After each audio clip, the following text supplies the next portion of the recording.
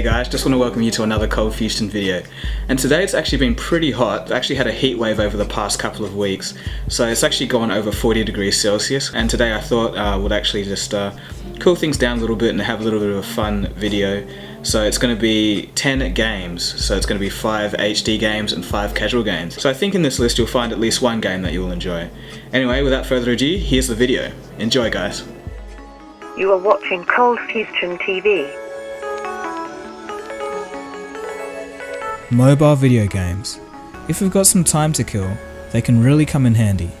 The only problem is that there's a sea of them out there. Many are just clones, and some are actually just not that good. If you're someone that's wondering if there's any good games out there, this video's for you.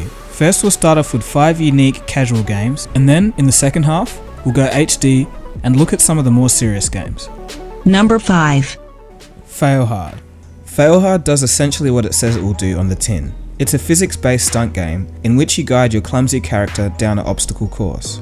During the course of the game, your character can collect stars to eventually upgrade his equipment. This game doesn't have the greatest controls in the world, but it's still just a bit of good old fun. While we're at number 5, I might as well chuck in another game called Granny Smith. It's the same kind of deal, except you're a granny that's racing this little kid. It's a bit weird, not sure what to make of it, but it's another good game just to kill some time. Number 4. Probe the Humans. The developers of this game probably should have put that tiny little bit more time into thinking about the title, but then again they may have wanted such a name on purpose. In Probe the Humans, you're an alien that has to abduct as many people and animals as possible. And of course, throughout the game you collect coins to increase your score. While playing the game, you must avoid any larger objects such as fences and civil structures that will damage your ship and eventually bring it down. It's a pretty hard game and the challenge keeps it interesting. So yeah, just another one of those ridiculous concept fun games. Number 3. If you're one of those that think mobile games are really just always too easy, you may have just met your match. And it's not what you think. Mini Mix Mayhem is one of those games that tests your multitasking skills and endurance. Sure, 4 simple 8-bit games may not seem that difficult, but just try and play all of them at the same time. There's a single player, 2 player, and a party mode. This one's a good challenging game to play when you're bored. Number 2. Blade Slinger is a 3D action game made for high-end mobile devices. It's been called one of the best games of last year by critics. You play William, a man who returns from a war to his country western hometown to find it overrun with monsters. So as usual, you must destroy and kill all the bad guys and find the source of the invasion. So it sounds like a pretty stock standard basic slash 'em up game, but it's actually done quite well, so it's worth a play. The controls are okay, but the camera can be a bit wonky at times, but apart from that, it's a good game, so go out and get this one. That's Blade Slinger at number 2. So before we get to number 1, are you enjoying the show so far? If so, give it a thumbs up and maybe tell a friend. It helps the channel to keep going. You guys are awesome. Alright, so what casual game is number 1? Number 1. This game is number 1 just because of how awesome it is as a game. This is Revolt, a remote control car racing game, available on PC and PlayStation 1 back in 1999. It's a classic mix of Mario Kart style weapons, racing, and just plain chaos. It may not hold up to today's mobile games graphically, but it's still every little bit as fun as it was 15 years ago. Give this one a shot, I'm pretty sure you'll like it. Alright, so that's it for the casual games. Let's quickly look at 5 HD games that are a bit more serious. These are the ones that take up a bit more space and have HD graphics as a major selling point. Madfinger's follow-up to Dead Trigger 2, is pretty much more of the same, but with improved graphics. It's definitely more challenging than the original, and during my time testing it, I found the game to have more depth and more content compared to its predecessor.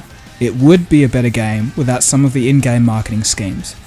It suffers from some of the same annoyances that real racing has. If you want to upgrade any of your stuff, you can be left waiting anywhere from a couple of minutes to a few hours. Or alternatively, you could pay. But that's not really to take away that much from the game. Dead Trigger 2 is still a very decent play.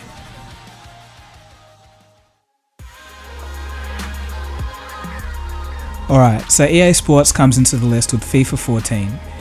It's a great bit of mobile soccer action. The graphics are great, but the controls could be ever so slightly better. Still get this one if you're into your soccer.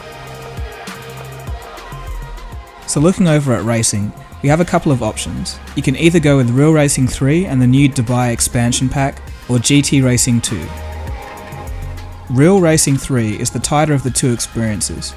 That being said, you get a pretty good selection of cars and tracks in GT Racing 2, 67 licensed cars and 13 tracks, versus Real Racing's 50 and 12 respectively. Real Racing gives you that polished edge, while GT Racing 2 has a bit more choice. Both are great games though.